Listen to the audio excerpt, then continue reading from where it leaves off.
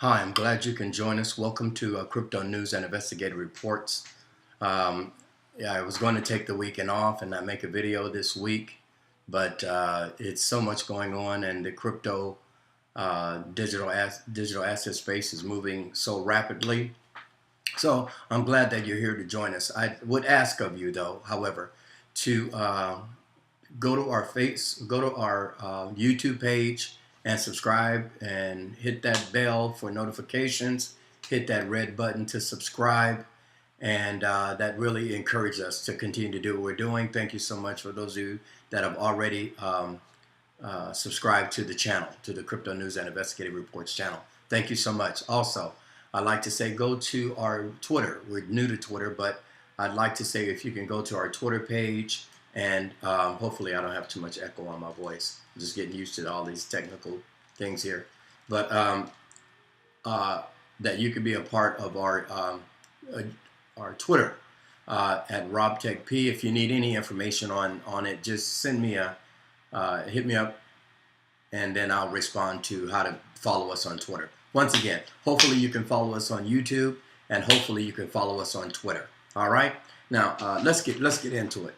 But like I said, I hope you're having a great weekend. I was going to try to take the weekend off, but we got a lot of stuff going on, and I want to get to it right now.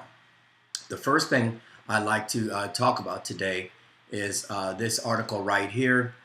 This article is Poloniex to delist 9 tokens on August 2nd. Without reading the article to you, this is kind of what I see that's going to probably transpire for a while. They've been doing this a while too. They've been delisting tokens, and I'm all for free market enterprise. I'm all for that, but I guess the question is now, how many cryptocurrencies do we need? I think we got almost 1,600, 1,500, 1,600, somewhere in between that number. And so I think what's happening now is you're starting to see a separation of coins according to their use cases. So that's the big buzzword: use case, use case. I've heard our illustrious leader, Brad Garlinghouse, use that word, use case. He always uses the word use case. Is the cryptocurrency solving a problem? So I think a lot of the exchanges probably need to go through and look at what cryptocurrencies are on their exchanges. Also, you can look at how Coinbase is incrementally adding different crypto currencies to their tokens to their exchange as well. They're being very incremental about it, and it seems like they're being more analytical, and they're doing research prior to putting other tokens on their exchange. Now, I don't know why they ain't putting up Ripple XRP though. I mean, I would sure love to ask Brian Armstrong what's the deal. And not to mention, I keep hearing him make all of these statements, but the question is still, how come you ain't put Ripple XRP up there? Anyway, I want to give a shout out to Uphold because Uphold has XRP. So Coinbase is not stopping any of the progress that Ripple XRP has made thus far. But I do have to give them props and say that they are being incremental about listing other cryptocurrencies on their exchange. I think it's a good thing. I think it's a good thing to be analytical. I think it's a good thing to look over them. And I think it's a very good thing to make sure that there are very reputable cryptocurrencies. Hopefully that they're all trying to make sure that they're putting reputable cryptocurrencies on their exchanges. I'm sure there is a big problem with finding the right ones, and hold on just a second. There we go. Hopefully there's not they're not putting on, people don't want to lose their money. So, I'm glad that they're being incremental about the cryptocurrencies that they're adding to their exchange. Anyway, I do want to commend Poloniex for going through their cryptocurrencies and making sure that they have reputable cryptocurrencies. All right. The second thing I want to talk about is, which was in the news, is this. Let me see if this is the right article. Yeah, Bitcoin Magazine Week in Review, ETFs and Expansions. Um, I'll just read a little bit of this, and let's see here.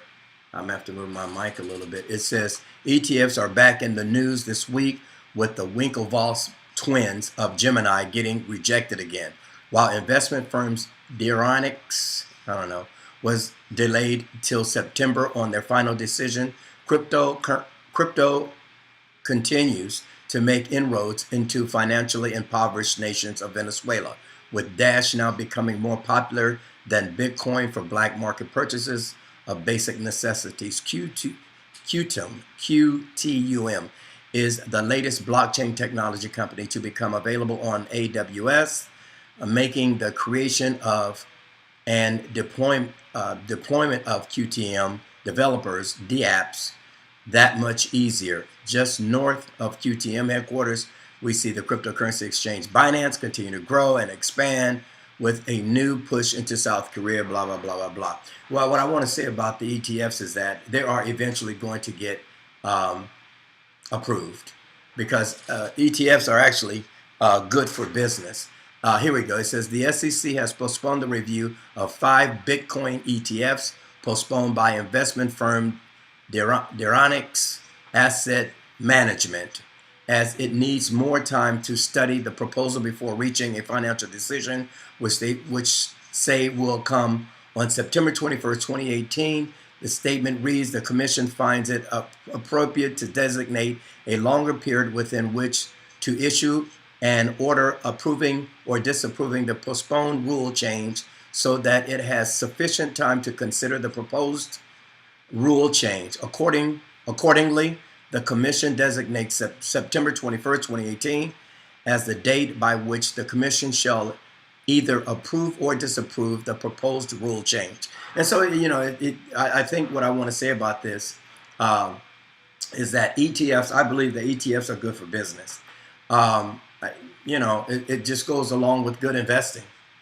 I mean, if anybody has ever invested like I did, like I told you, I kind of did some investing in NAIC, National Association of Investors Corporation. They taught you how to put together partnership law agreements and stuff like that. When you do that, you want to make sure, when you're investing, you want to make sure that your investment is secure. I think ETFs, the exchange traded funds, I think they're going to be good for Bitcoin. I think they're going to be good for cryptocurrency. And I do think that they need to go ahead and approve them. I mean, you got ETFs, you got futures. I think Filecoin is a futures, if I'm not mistaken. Filecoin might be futures, something like that. But anyway, I think it's a good thing. I agree with it. I can't wait for them to approve it. I think anytime you have security in investing, I think is good. Now, which brings me to my next point, which is this guy right here. Now, hopefully you all watched the hearings, the Future of Money digital currency, the public hearings. This guy, Mr. Sherman, did you hear Mr. Sherman's opinion of what he thinks about cryptocurrency? I did, and I'm sure you did too. And we have some very serious comments. I was reading some of the comments about Mr. Sherman, and nobody likes what Mr. Sherman had to say. But I will say this. Anytime you're going to bring in institutional money into cryptocurrency, there's going to be consequences. And the consequences of bringing in institutional money into cryptocurrency, you have a constituency there. There is a financial constituency that has to be considered. So you can't bring institutional money, your JP Morgans, your Goldman Sachs, and whoever else is coming into cryptocurrency. You can't let them into cryptocurrency without their constituencies. And to add to that, there is always, like I said in my last video, there's always a political side and there's always a regulatory side when it comes to this type of infusion, especially with money, And anything political takes a long time, and political policy it goes hand in hand with the regulatory guidelines.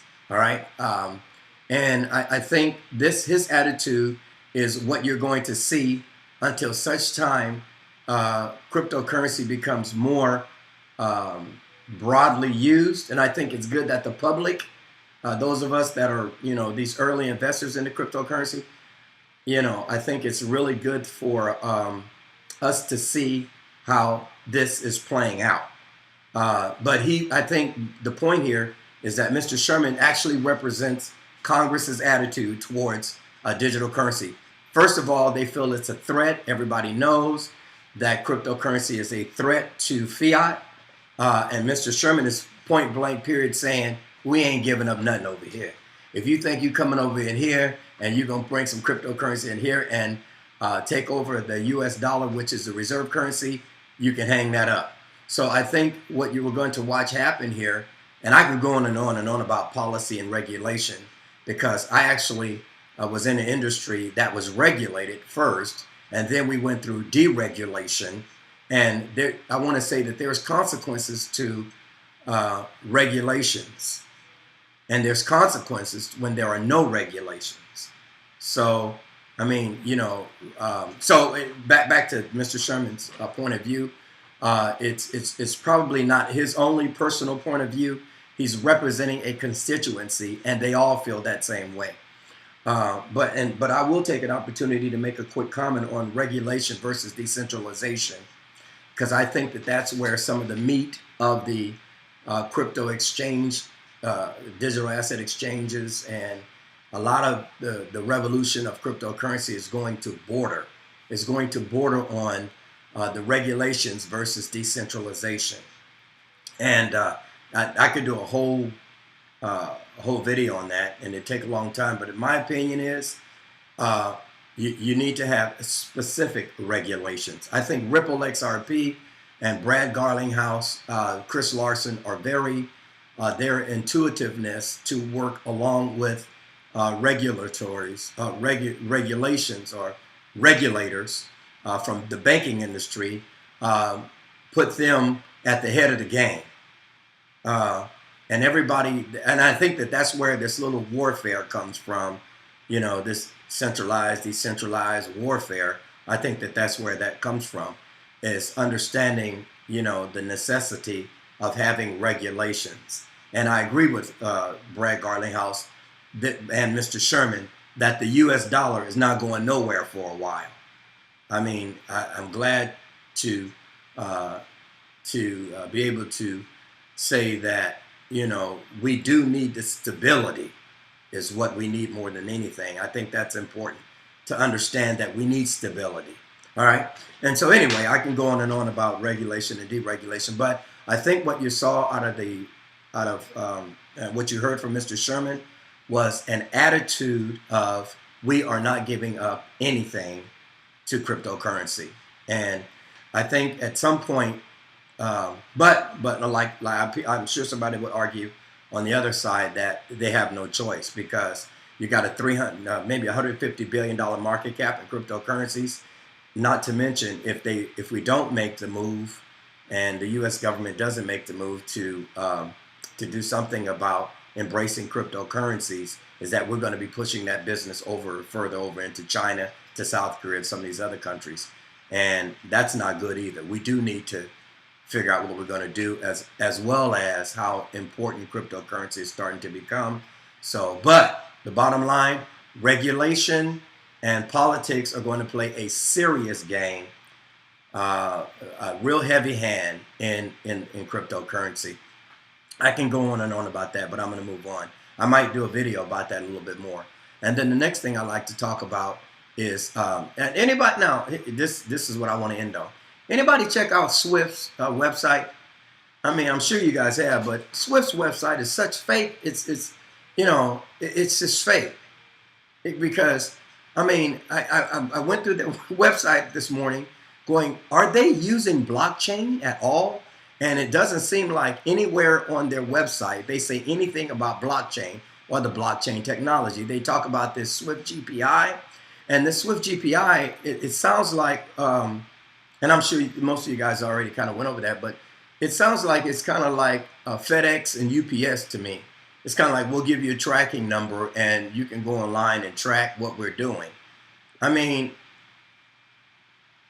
come on, it's a blockchain world when it comes to moving money.